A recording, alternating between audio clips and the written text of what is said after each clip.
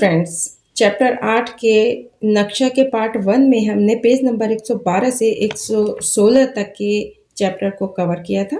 Part 1 में हमने नक्शे के बारे में जाना था और ये जाना था कि नक्शे को देखने के लिए हमें दिशाओं का और स्केल का ध्यान रखना होता है। इसके अलावा हमने परेड के रूट के बारे में भी जाना था। अब आगे बढ़ते हैं। गप्पू एक बच्चा है जो पहले ही लाल किले की यात्रा कर चुका है। गप्पू अपने साथियों को क्या बता रहा है, सुनो। जब हम लाल किले पहुंचे तो वहां टिकट लेने के लिए लंबी लाइन लगी हुई थी। लाल किले के मुख्य गेट को लाहौरी गेट कहते हैं। जो मेन एंट्रेंस होता है ना, जहाँ से अंदर को घुसते हैं, उसको लाहौरी गेट कहते हैं। उससे अंदर घुसकर हम बाईं ओर एक लंबे गलियारे में पहुंचे। बहुत बड़े गलियारे में पहुंचे जिसके दोनों तरफ छोटी छोटी दुकानें बनी थी। उस जगह को मीना बाजार कहते हैं। मीना बाजार एक बहुत फेमस जगह है जहाँ पर ज़रूरत का सामान मिल जाता है, तो बहुत अच्छे दामों पे मिल जाता है, कम दामों पे मिल जाता है। उसमें सभी सामान होता है, जैसे लेडीज सामान होता है, महिलाओं का चूड़ी, बिंदी, लिपस्टिक, सभी सामान होता है महिलाओं से संबंधित।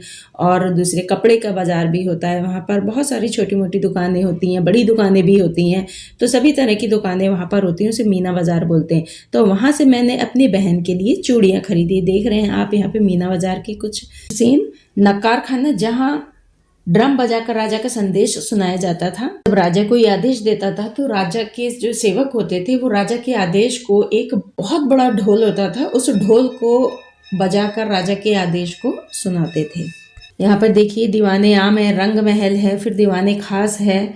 अब यहाँ पर नक्शा 4 में ढूंढो, इनमें से कौन सी इमारत यमुना नदी के ज़्यादा पास है, दीवाने आम या दीवाने खास।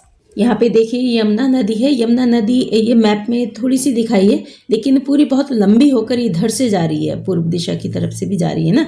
पूर्व दिशा में देखिए मोती मस्जिद है, इधर हमाम है, आराम गाह है, और ये रंग महल है। लेकिन उन्होंने ऑप्शन ये दिया हुआ है कि आपको दीवाने आम और दीवाने खास में से बताना है। तो दीवाने खास इधर है और दीवाने आम इधर है, तो पास में कौन हुआ? दीवाने खास ही यमुना नदी के पास है। बच्चों, किन दो इमारतों के बीच में आराम गाह है? तो इसके लिए हम फिर से नक्शे पर आते हैं। इधर देखिए ये दीवाने खास है और इधर रंग महल है। तो दीवाने खास और रंग महल के बीच में आराम गाह, ये छोटा सा ये दिखाई दे रहा है, यही आराम गाह है। रंग महल से हमाम की ओर जाते हुए तुम किन इमारतों के सामने से गुजरोगे? तो ये देखिए ये रंग महल है। रंग महल से यदि हम हमाम की ओर जाएंगे तो हम इधर आराम गाह, इधर ये दीवाने खास और ये मोती मस्जिद के सामने से हम निकलेंगे। अगला क्वेश्चन है, इस नक्शे में मीना बाजार से सबसे दूर कौन सी इमारत है? तो ये देखिए ये मीना बाजार है और मीना बाजार से हम सीधे इधर को, ये देखिए हमाम सबसे दूर है। नेक्स्ट क्वेश्चन है, दीवाने खास से लाहौरी गेट लगभग कितनी दूर है? लिए बच्चों आपको स्केल का ध्यान रखना होगा। एक स्केल लेना होगा, स्केल को यहाँ से यहाँ तक आपको नापना पड़ेगा। तो नापने में ये देखिए ये 6 सेंटीमीटर दिखा रहा है ना। तो ये इसमें स्केल लिखा हुआ है 1 सेंटीमीटर इक्वल टू 100 मीटर, यानी 1 सेंटीमीटर जो इसमें जगह का दिखाया जाएगा, 1 सेंटीमीटर जमीन पर 100 मीटर की दूरी दिखा रहा है ना। तो 6 को 100 से गुणा कर देंगे तो हमारा आंसर आएगा 600 मीटर। करो छोटा करो। यहाँ कुछ चित्र 1 सेंटीमीटर खानों वाली जाली पर बनाए गए हैं। उन्हीं चित्रों को 10 सेंटीमीटर और आधा सेंटीमीटर वाली जालियों पर बनाने की कोशिश करो। एक चित्र यहाँ पर बनाया गया है। यहाँ पर ये देखिए दिया हुआ है आधा सेंटीमीटर ग्रिड और इधर 1 सेंटीमीटर ग्रिड। आधा सेंटीमीटर वर्ग का मतलब ये हुआ कि ये जो एक वर्ग है इसकी लंबाई आधा सेंटीमीटर है और इसकी चौड़ाई भी आधा सेंटीमीटर है। मतलब इसकी ये जो 4 लाइंस आपको दिखाई दे रही हैं, एक वर्ग में जो 4 बॉर्डर होते हैं, लाइंस होती हैं, उन लाइंस में आपको ये चारों लाइंस वो आधा आधा सेंटीमीटर की है। ना कोई छोटा है ना बड़ा है, सब इक्वल है। बच्चों यहाँ पर आप देख रहे हैं कि इस चित्र में एक दिया है, एक पत्ता है और एक कार है। तो इस चित्र को, ये चित्र कितने सेंटीमीटर? ये 1 सेंटीमीटर ग्रिड पर बनाया गया है। कहने का मतलब है कि ये जो चित्र है, ये इसका ये जो वर्ग है ये 1 सेंटीमीटर है। 1 सेंटीमीटर इसकी लंबाई है और 1 सेंटीमीटर ही इसकी चौड़ाई है। वर्ग आप जानते हैं, एक वर्ग में जो 4 भुजाएं होती हैं वो चारों भुजाएं समान नाप की होती हैं, तो इसकी लंबाई और चौड़ाई वो बराबर है। बच्चों, हम लोग जो दिवाली पे दिए बनाते हैं ना, ये ड्राइंग में छोटे बच्चों को ड्राइंग बनाने को दी जाती है, तो उसमें दिवाली का ये दिया बनाने को दिया जाता है। तो बहुत आसान सी ये दिया है। इसको देखिए कितने वर्ग में बना है, 1 2 3 4, 4 वर्गों में बना हुआ है। तो ये देखिए इसकी जो ज्योति है, इसकी लौ है, ये देखिए ये आधे में आ रही है। ये देखिए यहाँ से यहाँ तक की ये थोड़े से एरिया को घेरा है इसने, उतना ही एरिया इसने इधर वाले को घेरा है। तो एक स्क्वायर इधर का और एक स्क्वायर, आधा स्क्वायर इधर और आधा स्क्वायर इधर घेरा हुआ है इसने। तो उतने ही आपको जब आपको ये छोटे ग्रिड पे बनाना होगा, आधे सेंटीमीटर के ग्रिड पे बनाना होगा, तो आपको उसका ध्यान रखना पड़ेगा कि इसकी जो घुमावदार इसकी रेखाएं हैं वो कितनी लंबी हैं और कितनी छोटी हैं। उतना ही लंबा और उतना ही छोटा आपको रखना होगा। अब ये देखो दिए का ये वाला हिस्सा पोर्शन, ये कर्व जो दिया हुआ है, ऐसे ही इस कोने से लेके इस कोने तक है। तो आपको भी इधर जब छोटे पे बनाना होगा तो इस कोने का ध्यान रखना होगा, वर्ग का ध्यान रखना होगा, नीचे वाले वर्ग में बनाना होगा। ऐसे नहीं है कि आप कहीं भी बना दें, जैसा बनाया गया है आपको उसको हूबहू वैसे ही बनाना होगा। ये नीचे वाले देखिए इधर से इधर को बनाना है, फिर इधर आधा नीचे को आप इसका कर्व देखिए कितना, जितनी जगह घेरी है उतनी ही जगह आपने भी घेरनी है छोटे वाले ग्रिड पर, और इधर से इधर तक का एरिया आपको कवर करना है। तो इसके कर्व पर आपको ध्यान देना है, जो घुमावदार लकीरें हैं उस पर आपको ध्यान देना है ना। तो वैसे ही फिर आपका चित्र बन पाएगा। यदि आप इन बातों का ध्यान नहीं रखेंगे तो आपका चित्र वैसा का वैसा नहीं बनेगा। तो यहाँ पर देखिए दूसरा वाला, ये पहले ऊपर के 2 दियों में लौ बनी है, नीचे के तीसरे दिए में मतलब वर्ग में ये दिए का नीचे का पोर्शन है, फिर चौथे दिए में भी आधा पोर्शन इधर है। तो वैसे ही आपको कर्व का ध्यान रखना पड़ेगा और तभी आपका ये दिया पूरी तरह से परफेक्टली अच्छा से बन पाएगा। अब ये पत्ता है, पत्ता देखिए कितने वर्गों में बना है, 1 2 3 4, 4 वर्ग इसने घेरे हुए हैं। तो आप छोटी ग्रिड पे बनाएंगे तब भी आपको 4 ग्रिड ही घेरने होंगे। ऐसा नहीं कि आप 2 ग्रिड में बना के बैठ जाएं या 3 ग्रिड में बना के 3 वर्ग पे बना के बैठ जाएं, नहीं हो सकेगा। आपको बिल्कुल इसका मतलब शेप जो है वो छोटा, शेप नहीं चेंज होगा, इसका साइज छोटा करना होगा इसका, लेकिन शेप चेंज नहीं होगा। तो ये देखिए आपको यहाँ से यहाँ तक इसमें ऐसे करके जितने वर्ग इसमें हैं उतने ही वर्ग, जैसे ये यहाँ से पहला वर्ग है इसमें, तो आपको इसी तरह से यहाँ पर भी बना देना है। ये इस लाइन को आपको यहाँ ले जाना है और इसी लाइन को आपको यहाँ ले जाना है, जैसे इसमें दिखाया गया है। ये देखिए एक लाइन, फिर दूसरी लाइन, फिर ऐसे ही आपको नीचे, पहले तो आप इसका बिल्कुल बीचों बीच से एक तिरछी लाइन खींच लेंगे और फिर इसमें देखो ये लाइन खड़ी रेखा और एक पड़ी रेखा इसमें आपको बनानी होगी, है ना। तो इसी तरह से आप इधर भी बनाएंगे। फिर उसके बाद ये दूसरे वर्ग में देखो आधा स्क्वायर इन्होंने घेरा हुआ है, तो आपको भी आधा ही रखना है और उसके बाद जितनी लंबी लाइन है उतनी ही लंबी लाइन आपको यहाँ पे भी घेरनी है ना। ये देखिए फिर आपको नीचे आ जाना है। ये तीसरे में पूरा वर्ग घेरा हुआ है, पत्ते का नीचे का हिस्सा ये पूरा वर्ग घेरा हुआ है, तो आपको भी यहाँ पे पूरा वर्ग घेरना है और जितने इसमें बीच की लाइंस बनी है उतनी ही लाइंस आपको यहाँ पर बनानी होंगी। यदि आप ऐसा नहीं करेंगे तो ये पत्ते का जो शेप है वो चेंज हो जाएगा। तो शेप को चेंज नहीं करना है, हमें उसके साइज को छोटा करना है। तो हमें उसके सभी कर्व्स का और ये जो आपने देखे ना ये घुमावदार लकीरें हैं, इनका पूरा ध्यान आपको देना है। स्लैंटिंग लाइंस हैं, इनका भी आपको ध्यान रखना है। कैसे ये खड़ी रेखा, पड़ी रेखा और ये तिरछी रेखा, इन सभी का आपको ध्यान रखना होगा। और जिस वर्ग पर जैसी जैसी लाइंस बनी है उसी वर्ग पर आपको वैसी ही लाइंस बनानी होंगी, तभी आपकी इसकी शेप जो है वो सही आ पाएगी। अब ये कार है, कार में देखिए इस कार में तो बहुत सारे वर्ग घेरे हुए हैं, है ना। यदि आप इनको गिनेंगे तो आपको बहुत सारे वर्ग मिलेंगे। तो जितने वर्ग मैंने आपको बताया था, जैसे पत्ते का बताया, दिए का बताया, ऐसे ही आपको कार का भी करना है। ये स्लैंटिंग लाइन, ये तिरछी रेखा, खड़ी रेखा, पड़ी रेखा जैसे जैसे बनी है आपको वैसे बनानी है। जैसे ये खिड़की का साइड है, ये सेकंड वर्ग में आया हुआ है, तो आपको सेकंड वर्ग में, दूसरे वर्ग में आपको यहाँ पर लाना है।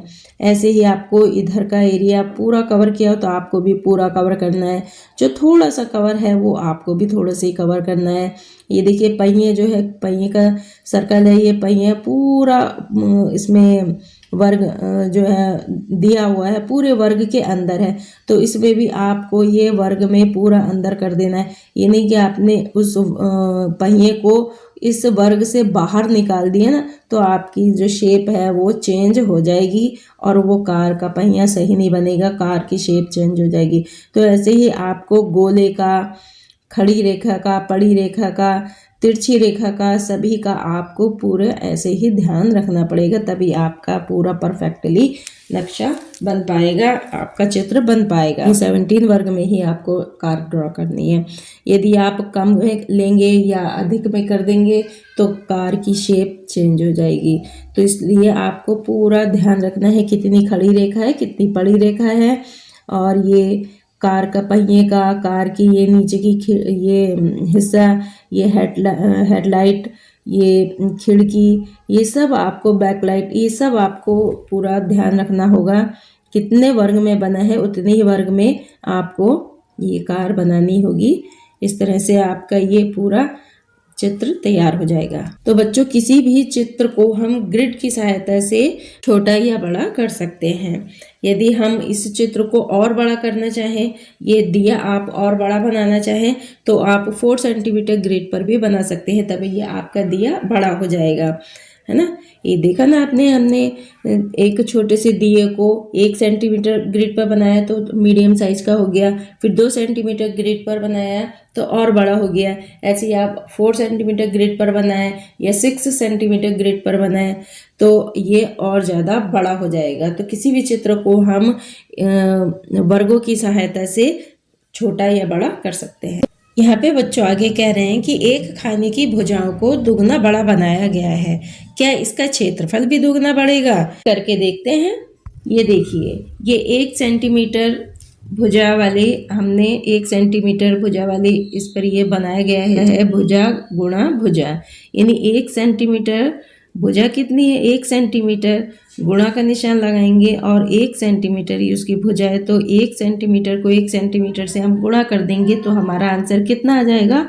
हमारा आंसर आएगा 1 सेंटीमीटर स्क्वायर, है ना। इसी तरह से हम 2 सेंटीमीटर वाले को करेंगे तो भुजा गुणा भुजा, तो उसको आपस में हम गुणा करेंगे तो कितना आंसर आएगा?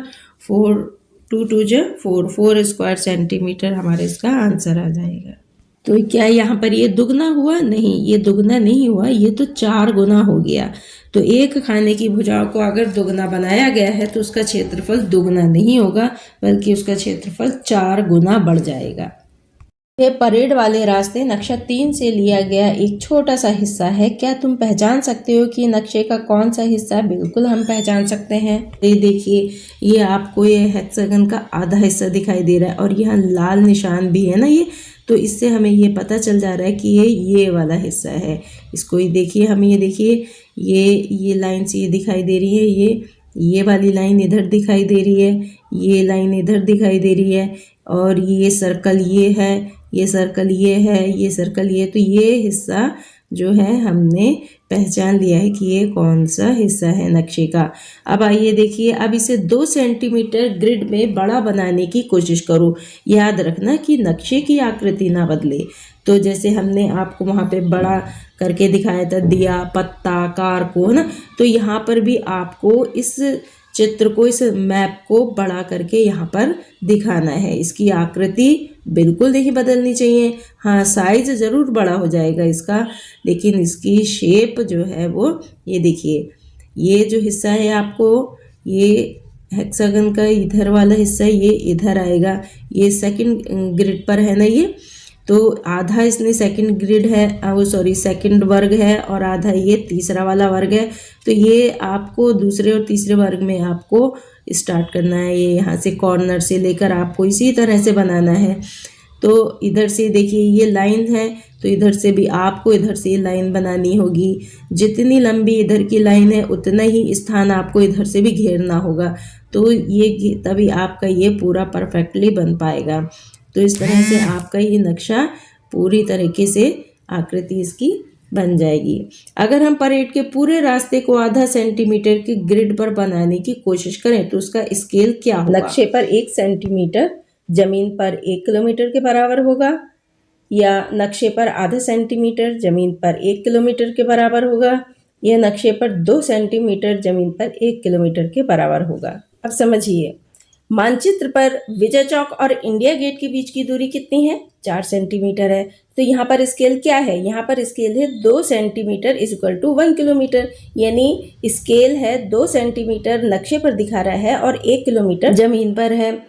तो यहाँ देखिए, यदि विजय चौक और इंडिया गेट के बीच की दूरी 2 सेंटीमीटर हो जाती है तो इसका स्केल होना चाहिए मानचित्र पर नक्शे पर 1 सेंटीमीटर और ऑन ग्राउंड यानी ज़मीन पर 1 किलोमीटर होना चाहिए। यानी आपका नक्शे पर 1 सेंटीमीटर पहला ऑप्शन जो है ये ठीक है। झांकियाँ और नर्तक। कर्नाटक से आए नर्तक सबसे अच्छे थे। इन लोगों को दिल्ली आने के लिए कितनी दूर यात्रा करनी पड़ी? यहाँ पर ये बच्चा कह रहा है मुझे त्रिपुरा का नाच पसंद आया। सिक्किम और त्रिपुरा दिल्ली से दूर हैं पर हरियाणा और उत्तराखंड पास है। तो आइए देखते हैं कहाँ पर। ये देखिए, ये त्रिपुरा है, त्रिपुरा इधर है। यदि हमें दिल्ली जाना होगा तो त्रिपुरा से हम इधर आसाम जाएंगे, आसाम से होते हुए फिर ये बिहार, बिहार से के बाद ये यूपी क्रॉस करेंगे, उसके बाद फिर दिल्ली आएंगे। यानी त्रिपुरा जो है वो अधिक लंबा है और इसकी जो दूरी है वो 2485 के लगभग है, 2485 किलोमीटर के लगभग है त्रिपुरा से दिल्ली। यानी सिक्किम तो फिर भी पास है, त्रिपुरा अधिक दूर है। हरियाणा और उत्तराखंड पास है बच्चों। उत्तराखंड वाले जो हैं वो दिल्ली को, ये पहले यूपी आएंगे, यूपी को क्रॉस करने के बाद दिल्ली आएंगे। जबकि ये जो हरियाणा है, हरियाणा तो दिल्ली तो एकदम पास में ही है हरियाणा से। तो सबसे पास हरियाणा है और सबसे दूर यहाँ पर त्रिपुरा। अगला क्वेश्चन है, कर्नाटक की टीम बेंगलोर से चली और उत्तर दिशा की ओर बढ़ी। दिल्ली तक पहुंचने में उसे किन किन राज्यों से गुजरना पड़ा होगा? भारत के नक्शे में ढूंढो। बेंगलोर बच्चों कर्नाटक में ही है। तो अगर हम कर्नाटक से यानी बेंगलोर से दिल्ली की तरफ जाएंगे तो आपको महाराष्ट्र, मध्य प्रदेश, उत्तर प्रदेश, राजस्थान, हरियाणा इन राज्यों से गुजरना पड़ेगा। इसके साथ बच्चों पार्ट 2 यहीं पर समाप्त होता है। पार्ट 3 में हम चैप्टर के अन्य सवालों पर चर्चा करेंगे। तब तक आप अपना ध्यान रखिए और सवाल करते रहिए। जय हिंद।